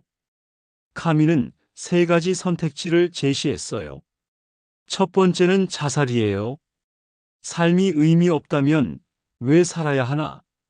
그냥 끝내는 게 낫지 않나? 하지만 카미는 이것을 거부해요. 부조리에 대한 답이 될 수 없다고요. 이것은 도피일 뿐이라고요. 두 번째는 철학적 자살이에요. 이것은 종교나 이데올로기에 의지해서 삶의 의미가 있다고 믿는 거예요. 신이 계획을 갖고 계셔. 모든 일에는 이유가 있어. 정의는 승리해. 하지만 카미는 이것도 거부해요. 이것은 부조리를 정면으로 마주하지 않고 회피하는 것이라고요. 세 번째는 반항이에요. 부조리를 인정하면서도 그럼에도 불구하고 살아가는 거예요. 의미가 없음을 알면서도 의미를 만들어가는 거예요. 정의롭지 않은 세상에서도 정의롭게 살려고 노력하는 거예요. 이것이 카미가 말하는 반항하는 인간이에요. 카미는 이렇게 말했어요. 반항한다. 고로 우리는 존재한다. 부조리에 순응하지 않고 그것에 맞서는 것. 의미를 만들고 가치를 지키고 인간답게 사는 것. 이것이 우리의 존엄성이에요. 카미 자신의 삶도 반항의 연속이었어요. 제2차 세계대전 동안 그는 레지스탕스에 참여했어요. 나치에 점령당한 프랑스에서 지하신문을 만들며 저항했죠. 그는 목숨을 걸고 정의를 위해 싸웠어요. 전쟁이 끝난 후에도 그는 부조리와 불의에 맞서 글을 썼어요. 페스트라는 소설에서 그는 전염병이 덮친 도시를 그렸어요. 그 도시에서 사람들은 선택해야 했어요. 도망칠 것인가 아니면 남아서 싸울 것인가. 주인공 리우 박사는 남기로 해요. 왜냐하면 그것이 옳은 일이니까요. 승리할 수 있을지 확실하지 않아도 그는 최선을 다해요. 이것이 바로 카미가 말하는 태도예요. 결과가 보장되지 않아도 우리는 옳은 일을 해야 해요. 세상이 우리를 배신해도 우리는 우리의 가치를 지켜야 해요. 카미는 또한 연대에 대해 이야기했어요. 우리는 모두 같은 부조리한 상황에 놓여 있어요. 모두 죽음을 향해 가고 있고, 모두 의미를 찾고 있고, 모두 고통받고 있어요. 그렇다면 우리는 서로를 이해하고 서로를 도와야 해요. 우리는 함께 이 부조리에 맞서는 동료들이에요. 카미는 이렇게 말했어요. 한겨울에도 내 안에는 불굴의 여름이 있다는 것을 나는 마침내 깨달았다. 아무리 어두운 상황에서도 우리 안에는 빛이 있다는 거예요. 아무리 절망적인 순간에도 우리 안에는 희망이 있다는 거예요. 그 빛을, 그 희망을 지키는 것이 우리의 일이에요. 카미는 사형제도를 강력하게 반대했어요. 그는 단두대에 대한 성찰이라는 에세이에서 국가가 사람을 죽일 권리는 없다고 주장했어요. 삶이 부조리하고 의미 없다면 그 어떤 권력도 누군가의 삶을 빼앗을 권리가 없다고요. 오히려 부조리한 세상에서 삶은 더욱 소중한 거라고요. 카미는 또한 공산주의와도 결별했어요. 많은 지식인들이 공산주의를 지지하던 시대에 그는 소련의 전체주의를 비판했어요. 이 때문에 친구였던 사르트르와도 사이가 멀어졌죠. 하지만 카미는 자신의 신념을 굽히지 않았어요. 정의와 자유, 둘 다 중요하다고 믿었으니까요. 카미는 1957년 44세의 나이에 노벨 문학상을 받았어요. 그는 수상 연설에서 이렇게 말했어요. 예술가의 역할은 고통받는 사람들의 편에 서는 것이다. 그리고 불과 3년 후 1960년 그는 교통사고로 세상을 떠났어요. 겨우 46세였어요. 그의 가방에서 미완성 소설 원고가 발견됐어요. 최초의 인간이라는 제목이었죠. 그는 아직 할 말이 많았을 거예요. 쓸 이야기가 많았을 거예요. 하지만 그의 삶은 거기서 끝났어요. 부조리하게도요. 하지만 카미가 남긴 메시지는 여전히 살아있어요. 삶에 의미가 없다고 해서 우리가 의미 없이 살아야 하는 건 아니다. 세상이 불공평하다고 해서 우리가 불공평하게 살아야 하는 건 아니다. 죽음이 기다리고 있다고 해서 우리가 죽은 듯이 살아야 하는 건 아니다. 오히려 그 반대예요. 삶이 짧고 의미가 불확실하기 때문에 우리는 더욱 열정적으로 살아야 해요. 부조리하기 때문에 우리는 더욱 반항해야 해요. 죽음이 있기 때문에 우리는 더욱 삶을 사랑해야 해요. 카미는 지중해 햇살을, 바다를, 자연을 사랑했어요. 그는 단순한 기쁨들을, 축구를, 수영을, 친구들과의 시간을 사랑했어요. 철학자였지만 그는 삶 자체를 사랑하는 사람이었어요. 오늘 밤 당신이 삶이 무의미하게 느껴진다면 카미의 말을 기억해 보세요. 의미는 주어지는 게 아니라 만들어지는 것이다. 당신이 무언가에 의미를 부여하면 그것은 의미 있어져요. 당신이 누군가를 사랑하면 그 관계는 의미 있어져요. 당신이 무언가를 위해 노력하면 그 노력은 의미 있어져요. 세상이 답을 주지 않는다면 우리가 답을 만들면 돼요. 어둠이 있다면 우리가 빛이 되면 돼요. 부조리가 있다면 우리가 반항하면 돼요. 카미는 우리에게 말하고 있어요. 시지프스처럼 바위를 밀어 올리세요. 그리고 행복하세요. 왜냐하면 그 바위는 당신의 것이고 그 투쟁은 당신의 삶이니까요. 그럼 이제 9번째 철학자를 만나러 가볼까요? 9번째 철학자를 만나러 갈 시간이에요. 이번에는 20세기 프랑스 파리로 가볼게요. 장폴 사르트르. 실존주의를 대표하는 철학자이자 작가예요. 사르트르는 파리의 카페에서 글을 쓰고 토론하고 사람들을 만났어요. 그는 철학을 상아탑이 아닌 거리로, 삶으로 가져온 사람이에요. 사르트르의 가장 유명한 문장은 이거예요. 실존은 본질에 앞선다. 처음 들으면 좀 어려워 보이죠? 하지만 의미는 생각보다 단순해요. 우리는 먼저 존재하고 그 다음에 우리 자신을 만들어 간다는 거예요. 다시 말해, 태어날 때부터 정해진 나는 없다는 거예요. 의자는 앉기 위해 만들어졌어요. 의자의 본질, 즉 목적이 먼저 있고 그 다음에 의자가 만들어지죠. 하지만 인간은 다르다고 사르트르는 말해요. 우리는 그냥 이 세상에 던져져요. 아무런 설명서도 없이요. 그리고 우리는 스스로 우리가 누구인지를 만들어 가야 해요. 이것이 바로 자유예요. 그런데 사르트르는 이 자유가 무겁다고 말해요. 인간은 자유롭도록 저주받았다. 자유가 저주라니 이상하게 들리죠. 하지만 생각해보면 이해가 돼요. 자유는 우리에게 모든 책임을 지운다는 의미이기도 하니까요. 우리는 변명할 수 없어요. 이렇게 태어나서 어쩔 수 없었어. 환경이 나를 이렇게 만들었어. 나는 선택의 여지가 없었어. 사르트르는 말해요. 아니라고요. 당신은 항상 선택할 수 있었다고요. 선택하지 않는 것도 선택이라고요. 그리고 그 선택의 결과는 온전히 당신의 것이라고요. 이것이 무겁게 느껴질 수 있어요. 우리는 종종 누군가 우리를 대신해 결정해 주길 바라잖아요. 이렇게 하면 돼.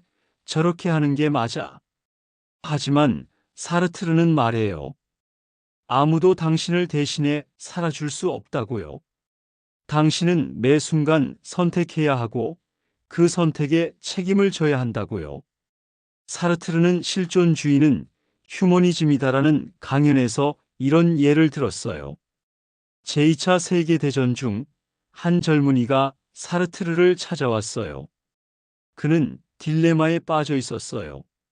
한편으로는 레지스탕스에 참여해서 조국을 위해 싸우고 싶었어요. 다른 한편으로는 늙고 병든 어머니를 돌봐야 했어요. 그는 사르트르에게 물었어요. 어떻게 해야 할까요? 사르트르는 뭐라고 답했을까요? 그는 말했어요. 당신이 선택해야 합니다. 냉정하게 들릴 수 있어요. 하지만 이것이 진실이에요. 어떤 규칙도, 어떤 원칙도 이런 상황에 완벽한 답을 줄 수 없어요. 오직 그 사람만이 자신의 선택을 할 수 있어요. 그리고 그 선택을 통해 그 사람은 자기 자신을 정의하는 거예요. 사르트르는 나쁜 믿음에 대해서도 이야기했어요. 나쁜 믿음이란 자기 기만이에요. 우리가 자유롭다는 걸 인정하지 않고 스스로를 속이는 거예요. 나는 이렇게 할 수밖에 없어. 나는 원래 이런 사람이야. 사르트르는 웨이터의 예를 들었어요. 어떤 웨이터는 너무 완벽하게 웨이터 역할을 해요. 과장된 몸짓으로 기계적으로 움직이면서 자신이 웨이터라는 역할 뒤에 숨어요. 하지만 사실 그는 웨이터 이상이에요. 그는 한 인간이에요. 선택할 수 있는 다른 삶을 살 수 있는 사람이에요. 하지만 그 자유가 두렵기 때문에 그는 역할 뒤에 숨는 거예요. 우리도 마찬가지예요. 나는 회사원이야. 나는 주부야. 나는 학생이야. 물론 이것들은 우리의 역할이에요. 하지만 우리는 그 역할 이상이에요. 우리는 매 순간 선택하는 존재예요. 사르트르는 타인은 지옥이다라는 유명한 말도 했어요. 이것도 자주 오해받는 말이에요. 사르트르가 사람들을 싫어했다는 뜻이 아니에요. 그가 말하고자 한 건 타인의 시선이 우리를 규정한다는 거예요. 누군가 나를 볼 때 그들은 나를 판단하고 분류하고 정의해요. 이 사람은 이래, 저 사람은 저래. 그리고 우리는 그 시선을 의식하면서 자유롭지 못하게 돼요. 타인의 기대에 맞추려 하고 타인의 판단을 두려워하게 돼요. 하지만 사르트르는 말해요. 타인이 당신을 어떻게 보든 당신은 여전히 자유롭다고요. 당신은 타인의 판단을 받아들일 수도 거부할 수도 있어요. 그 선택은 당신의 것이에요. 사르트르의 삶은 그 자체로 자유의 실험이었어요. 그는 평생 결혼하지 않았어요. 시몬 드 보부아르와 50년 넘게 관계를 유지했지만 전통적인 결혼 형태는 거부했어요. 그들은 서로의 자유를 존중했고 각자의 삶을 살았어요. 사르트르는 또한 노벨 문학상을 거부한 유일한 사람이에요. 1964년 그는 노벨상 수상자로 선정됐어요. 하지만 그는 거부했어요. 왜냐하면 그는 어떤 제도도 어떤 권위도 자신을 정의하기를 원하지 않았으니까요. 그는 자신의 선택으로 살고 싶었어요. 사르트르는 정치에도 적극적으로 참여했어요. 때로는 잘못된 판단을 하기도 했어요. 한때 소련을 옹호했던 것처럼요. 하지만 나중에는 스스로 잘못을 인정하고 입장을 바꿨어요. 이것도 자유의 일부예요. 실수할 자유, 그리고 바꿀 자유. 사르트르는 이렇게 말했어요.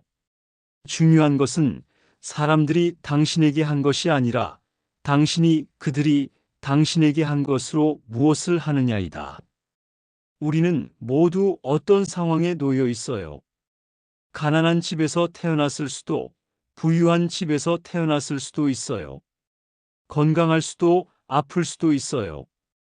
좋은 부모를 만났을 수도, 그렇지 않을 수도 있어요. 하지만 사르트르는 말해요. 그 상황이 당신을 정의하지 않는다고요. 당신이 그 상황을 어떻게 받아들이고 어떻게 대응하는지가 당신을 정의한다고요. 사르트르는 앙가주망, 즉 참여를 강조했어요. 철학자는 책상에만 앉아 있어서는 안 된다고요.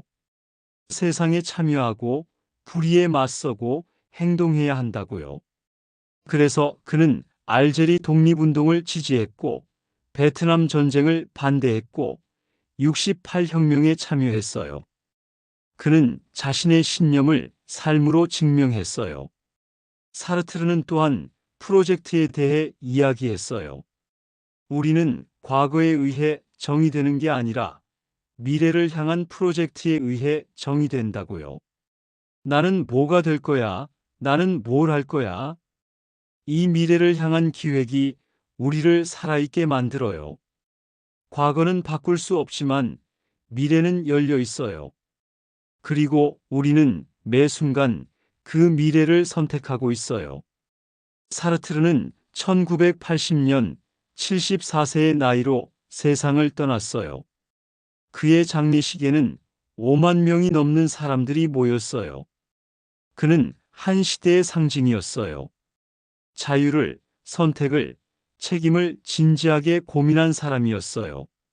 사르트르가 우리에게 주는 메시지는 이거예요. 당신은 자유롭습니다. 불편하게 느껴지더라도 당신은 선택해야 합니다. 아무도 대신해 줄 수 없습니다. 당신은 책임져야 합니다. 변명할 수 없습니다. 하지만 바로 그것이 당신을 인간으로 만듭니다. 오늘 밤 당신이 어떤 선택 앞에 서 있다면 사르트르의 말을 기억해 보세요. 완벽한 선택은 없어요. 어떤 선택이든 장단점이 있고 어떤 결과를 가져올지 확실하지 않아요. 하지만 그래도 선택해야 해요.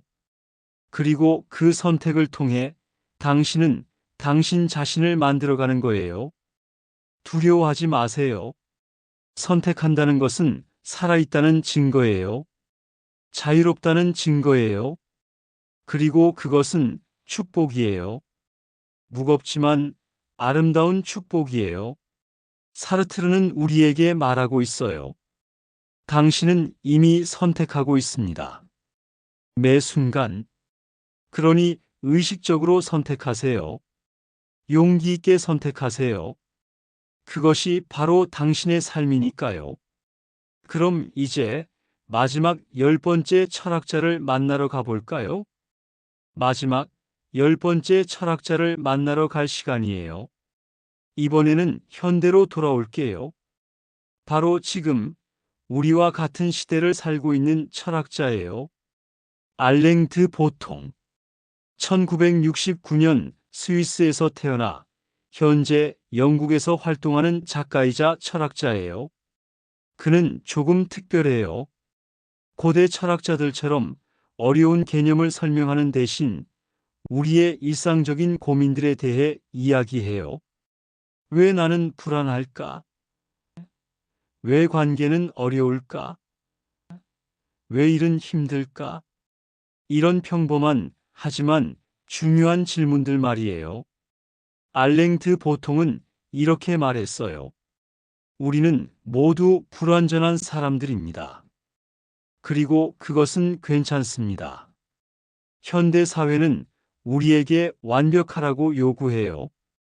완벽한 외모, 완벽한 경력, 완벽한 관계, 완벽한 삶.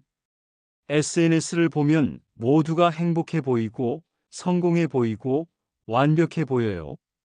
하지만 그건 환상이에요. 실제로는 모두가 불완전하고 모두가 실수하고 모두가 고민하며 살아가요. 알랭드 보통은 우리에게 말해요. 이 불완전함을 받아들이라고요. 심지어 사랑하라고요. 그는 불안에 대하여라는 책에서 현대인의 불안을 깊이 분석했어요. 우리는 왜 이렇게 불안할까요? 이유는 여러 가지예요. 첫째, 우리는 끊임없이 비교당해요. 옛날에는 자기 마을 사람들하고만 비교했어요. 하지만 지금은 전 세계 사람들과 비교해요. SNS에서 보이는 성공한 사람들, 행복한 사람들, 아름다운 사람들. 우리는 그들과 나를 비교하며 초라함을 느껴요. 둘째, 우리는 능력주의 사회에 살고 있어요. 성공하면 그건 당신의 능력 덕분이고 실패하면 그건 당신의 잘못이라는 거예요. 예전에는 신분이나 운명 탓을 할 수 있었어요. 하지만 지금은 모든 책임이 개인에게 있어요. 성공하지 못하면 그건 내가 충분히 노력하지 않았거나 재능이 없기 때문이라고 생각하게 돼요. 셋째, 우리는 너무 많은 선택지를 가지고 있어요. 어떤 직업을 가질지, 어디에 살지, 누구와 사귈지, 무엇을 공부할지, 모든 것이 열려 있어요. 그런데 이게 오히려 불안을 만들어요. 내가 지금 최선의 선택을 하고 있는 걸까? 다른 선택이 더 나았을까? 알랭드 보통은 말해요. 이 불안은 정상이라고요. 현대를 살아가는 사람이라면 누구나 느끼는 감정이라고요.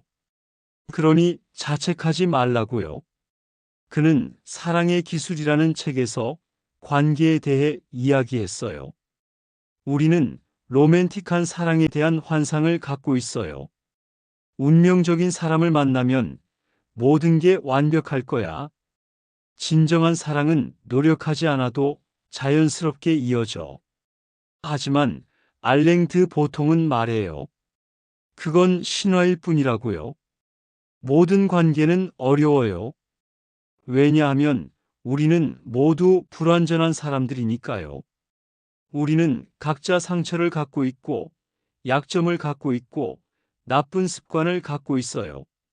그리고 두 불완전한 사람이 만나면 갈등은 당연히 생겨요. 중요한 건 그 갈등을 어떻게 다루느냐예요. 알랭드 보통은 좋은 관계는 완벽한 두 사람의 만남이 아니라 불완전함을 서로 받아들이는 것이라고 말해요. 상대방의 약점을 알고 받아들이고 그럼에도 함께하기로 선택하는 것. 그게 진정한 사랑이라고요. 그는 또한 일에 대하여라는 책에서 직업과 성공에 대해 이야기했어요.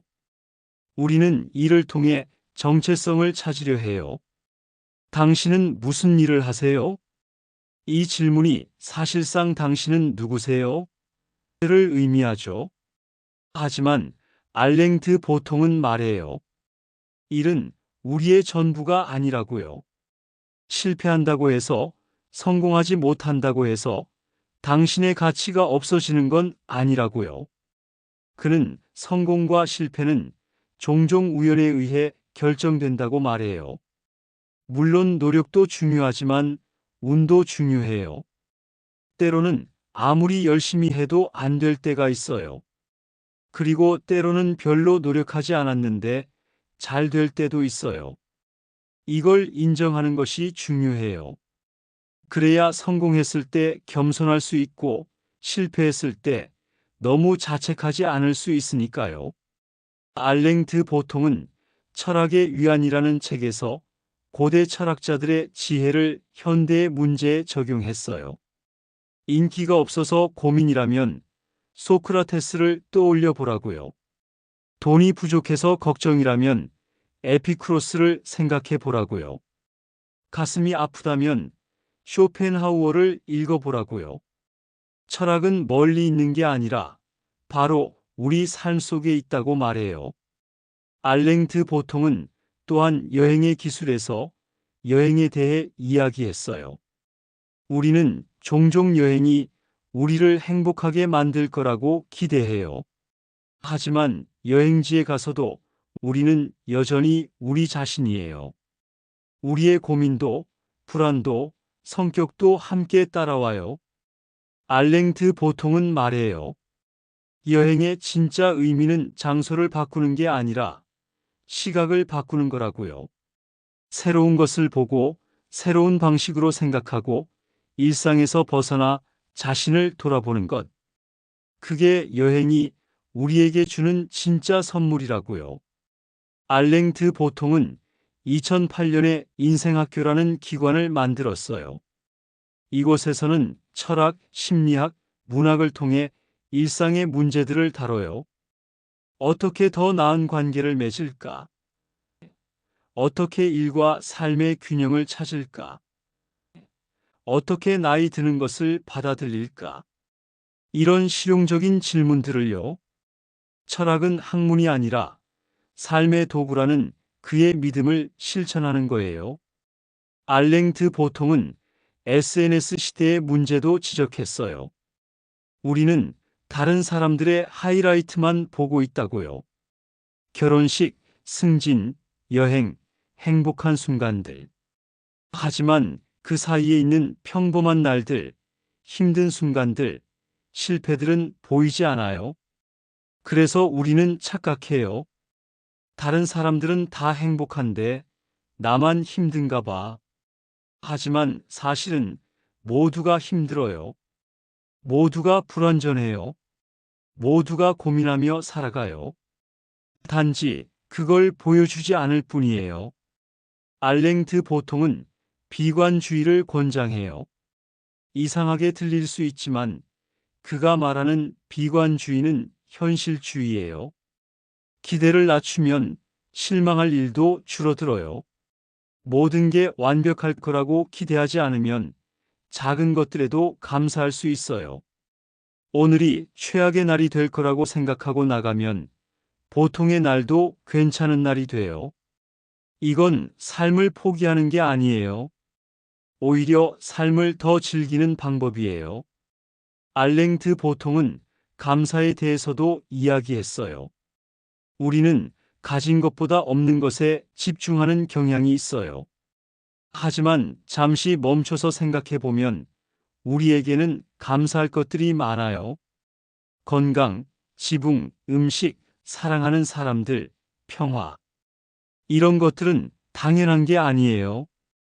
역사를 돌아보면 대부분의 사람들은 이런 것들을 갖지 못했어요.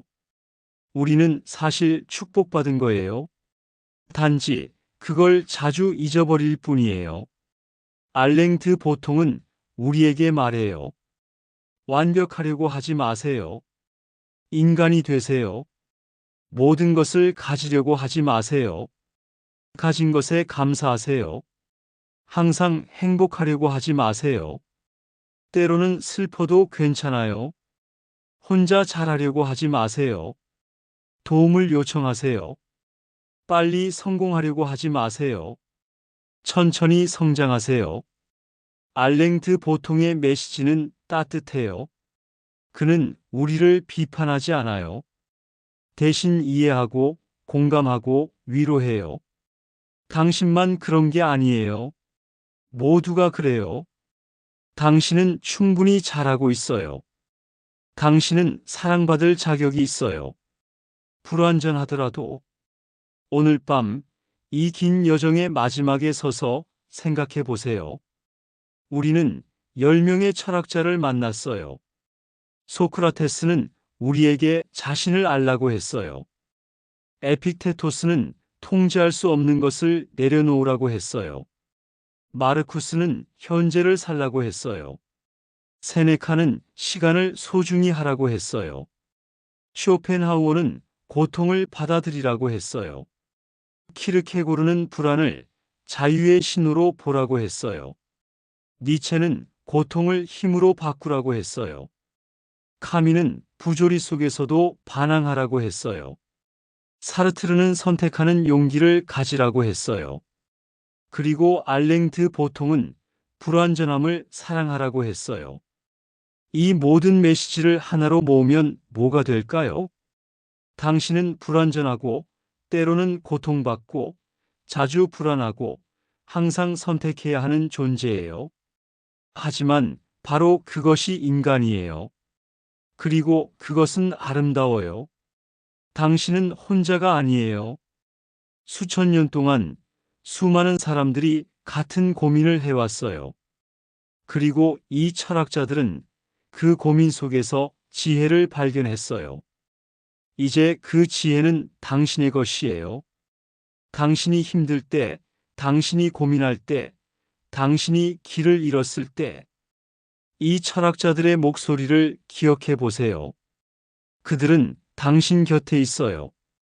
그들의 지혜는 당신 안에 있어요. 그러니 두려워하지 마세요. 당신은 충분히 강해요. 당신은 충분히 지혜로워요. 당신은 충분히 가치 있어요. 그저 당신이 당신으로 존재하는 것만으로도요.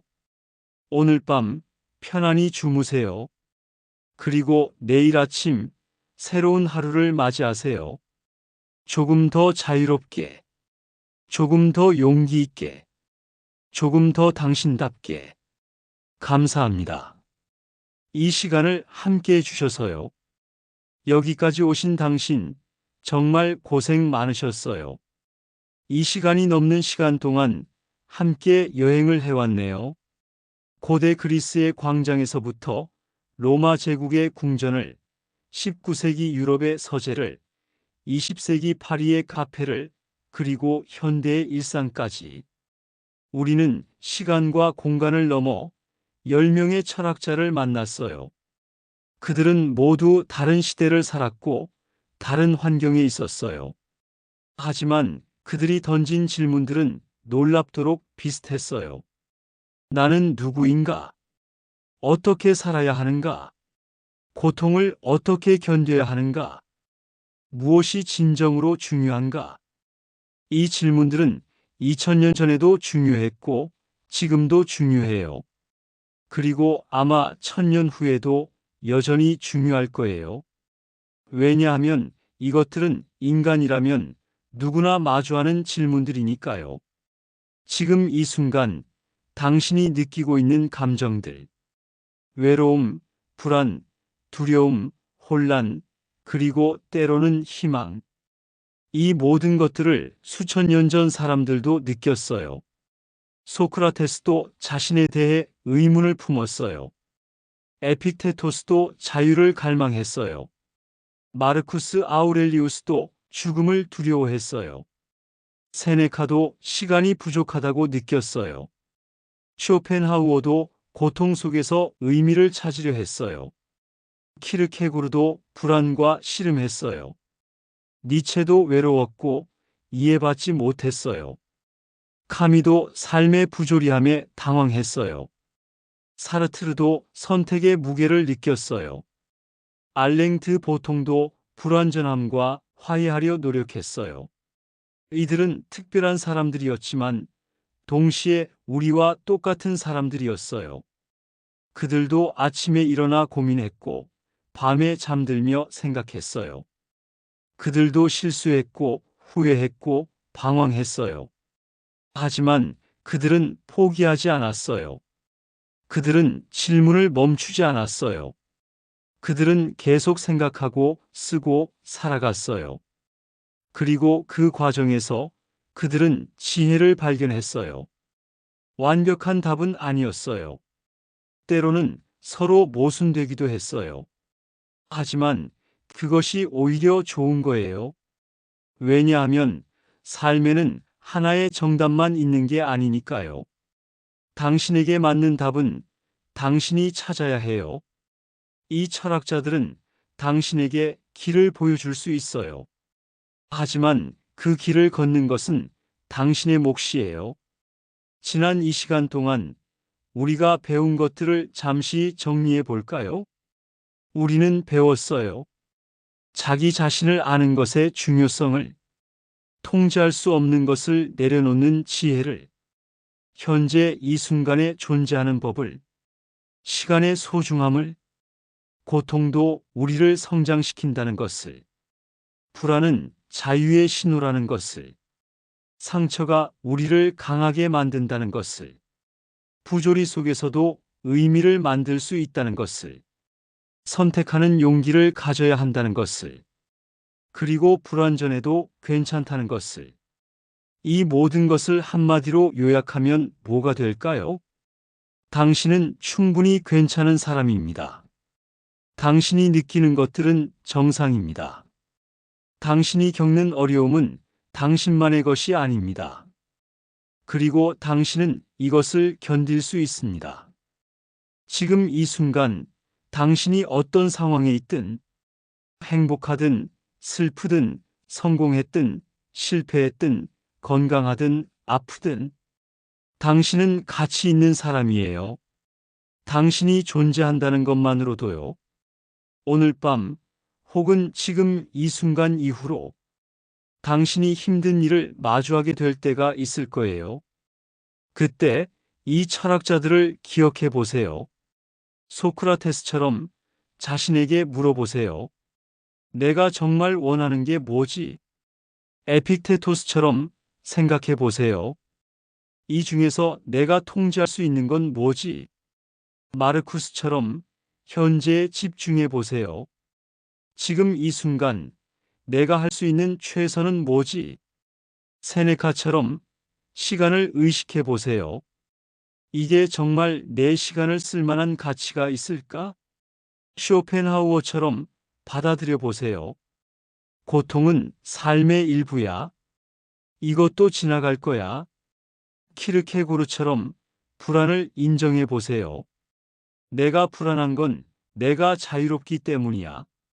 니체처럼 힘을 얻어보세요. 이것이 나를 죽이지 못한다면 나를 더 강하게 만들 거야.